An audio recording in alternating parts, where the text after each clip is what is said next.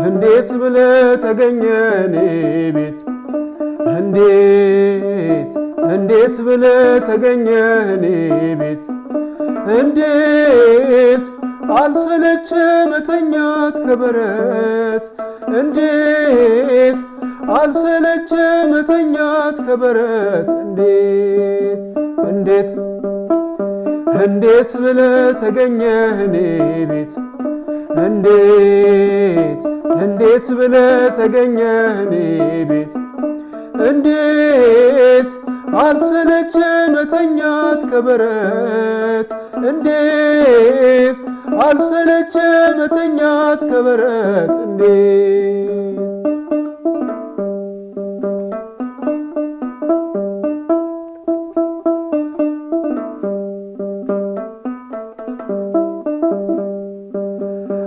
አበሰሩኝ መላእክቱ ተወለደ ሂዱ እያሉ ግርግም መሃል ተጠቅልሏል የምስራች ለዓለም ሁሉ ተነስቼ ገሰገስኩኝ ከበጎች ጋር ከበረት የማይንቀኝ መድኃኒቴን ዓይኔ ያየችው በሌሊት ቀና ስል ከሰማይ ኮከብ ይበራኛል የፍቅሩ መዓዛ ልቤን ይጠራኛል እንዳጭሩ ቀራጭ ሾላ ላይ ብወጣ ከቤቴ ሊገባ መምህሩ መጣ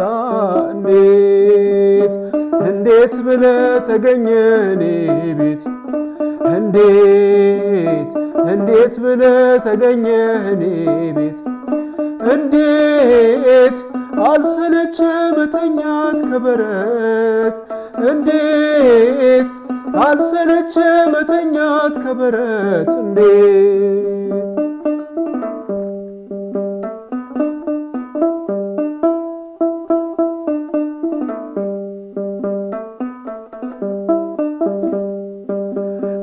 ፈሪሳዊው ሲጸየፈኝ አመንዝራ ቀራጭ ብሎ አልፎኝ ሲሄድ ያሌዋዊሄ ተጸየፎ ተነጥሎ እግሬን ሲያጥብ ተመልከቱ በኔ ምትክ ሲሰቀል ይሄን ብርቱ ፍቅርዩ ዓለም ሁሉ ጉድ ይበል ቀና ስል ከሰማይ ኮከብ ይመራኛል የፍቅሩ መዓዛ ልቤን ይጠራኛል እንዳጭሩ ቀራጭ ሾላ ላይ ብወጣ ከቤቴ ሊገባ መምህሩ መጣ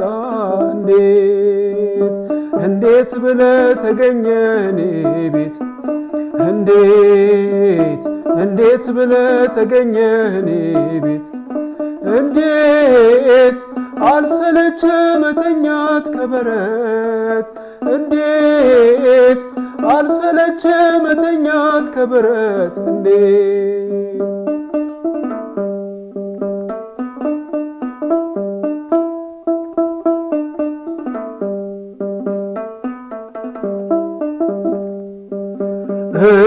ማነኝ የምትገባ ከጣሪያዬ ከቤቴ ስር እሰማለው እድናለሁ ጌታዬ ሆይ ቃል ተናገር አትርሳታ የኔ ገዢ የኑሮዬ የመንገዴ የማይቀሙኝ በጎ ዕድሌ እኔ ባንተ መወደዴ ቀና ስል ከሰማይ ኮከብ ይመራኛል የፍቅሩ መዓዛ ልቤን ይጠራኛል እንዳጭሩ ቀራጭ ሾላ ላይ ብወጣ ከቤቴ ሊገባ መምህሩ መጣ እንዴት ብለህ ተገኘህ እኔ ቤት እንዴት ብለህ ተገኘህ እኔ ቤት እንዴት አልሰለችህ መተኛት ከበረት እንዴት አልሰለችህ መተኛት ከበረት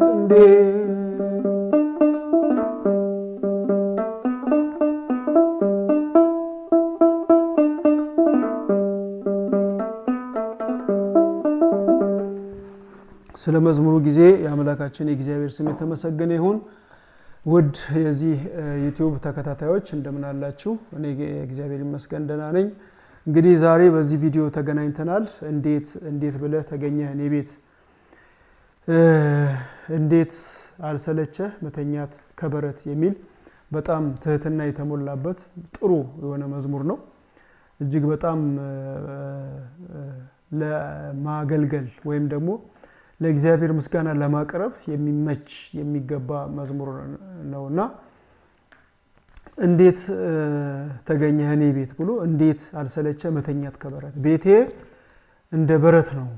ቤቴ በቅድስና የተሞላ አይደለም።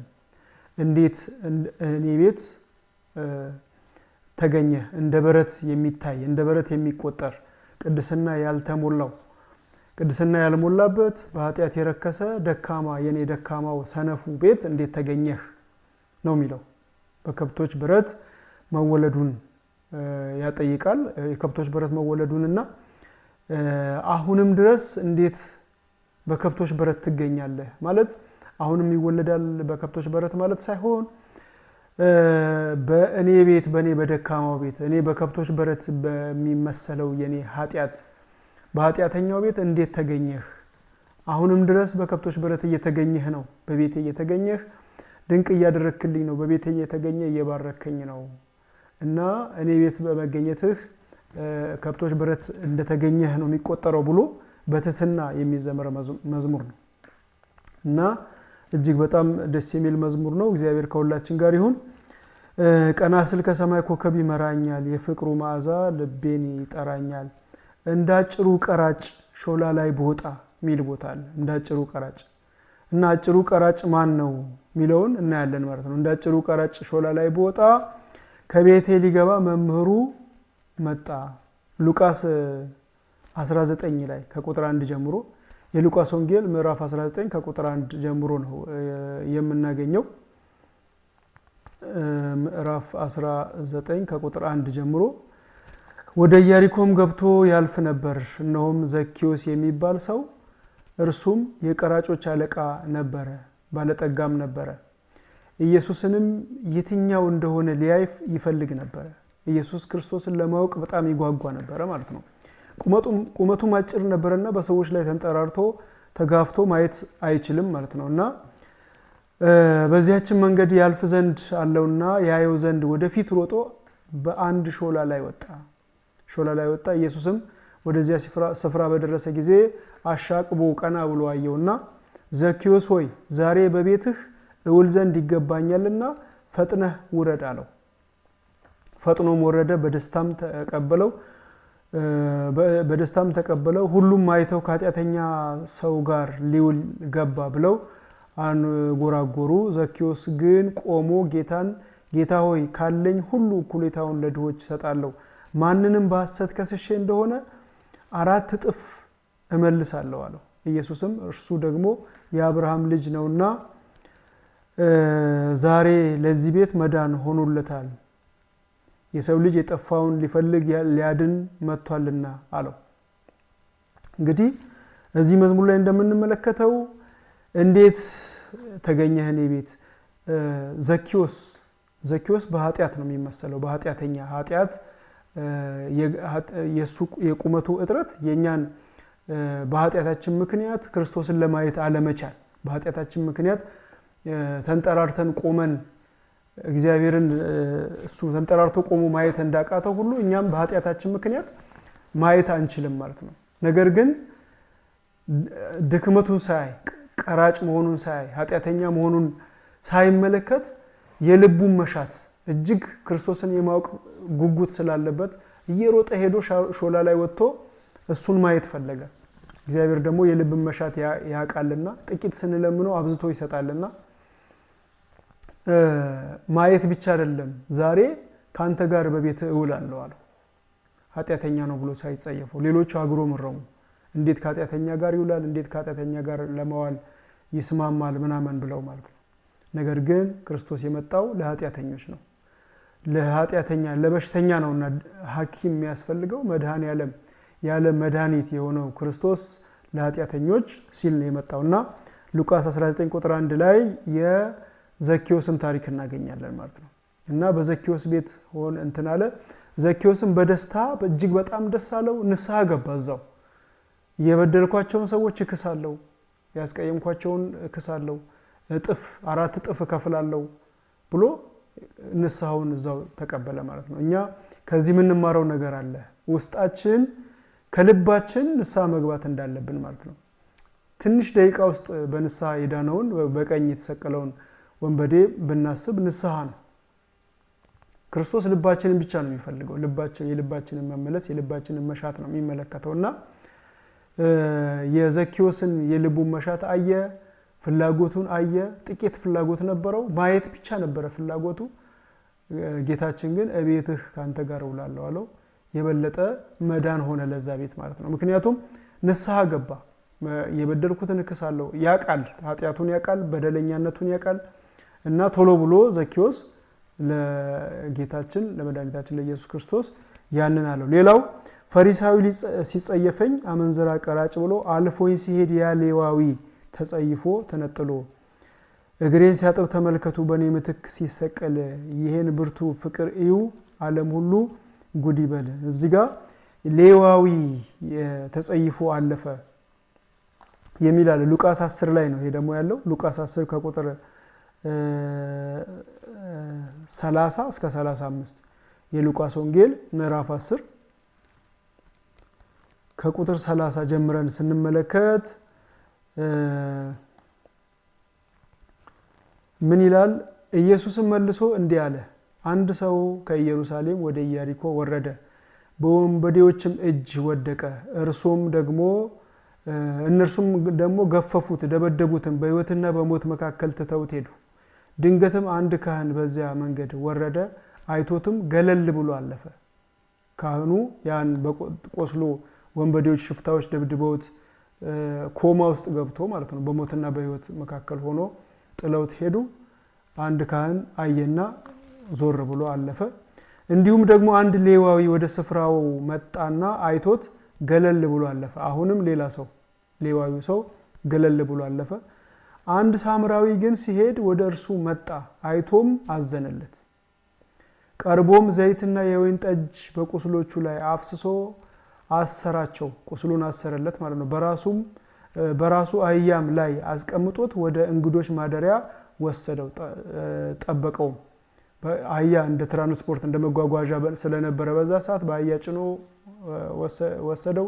በእንግዶች ማደሪያ ማለት ደግሞ በዘመናችን ቤርግ እንደማለት ነው። አንድ ጎዳና ተዳዳሪ አንድ መንገድ ላይ የወደቀን ሰው ብንወስድና በራሳችን መኪና ወይም በራሳችን ትራንስፖርት ወስደን ብናበላው ብናሳክመው ቁስሉን ብናሸግለት ከዛ ማረፊያ ቦታ ብንከራይለት እንደማለት ነው በዘመናችን ስንወስደው ማለት ነው።